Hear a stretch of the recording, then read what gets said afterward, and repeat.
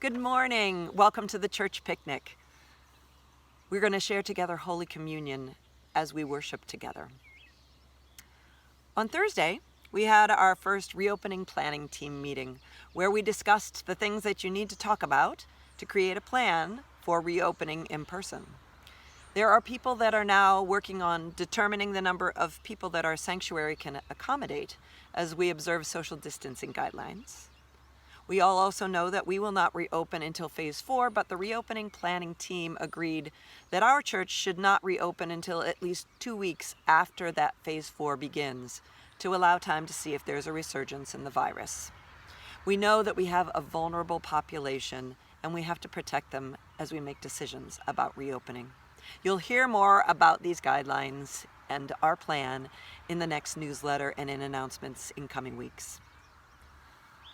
Trustees will meet via Zoom on Monday at 4. Resource co-chairs will meet on Tuesday at 2 via Zoom. And there will be a staff meeting on Zoom Friday at 12 o'clock. Father's Day weekend will be honoring the men in our congregation, as we did the women on Mother's Day weekend. Deliverers will pick up red carnations to be distributed to the men of our church on Saturday morning. We'll be bringing flowers out sometime over the weekend. We hope that there will be many socially distant visits with the men of this congregation who are so loved and appreciated.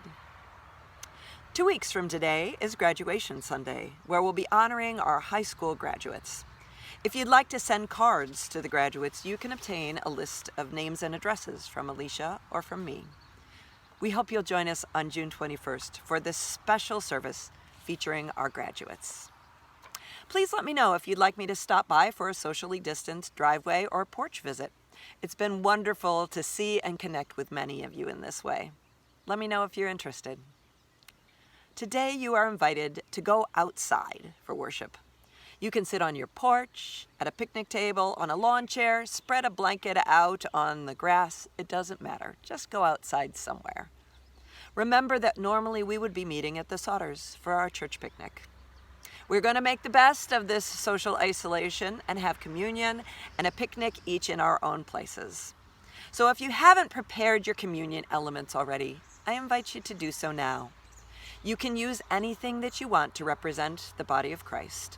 Bread, a cracker, a bagel or a muffin, a rice cake or a donut, even a piece of fruit. Whatever you choose will be the right way for you to share communion. The same is true with the cup.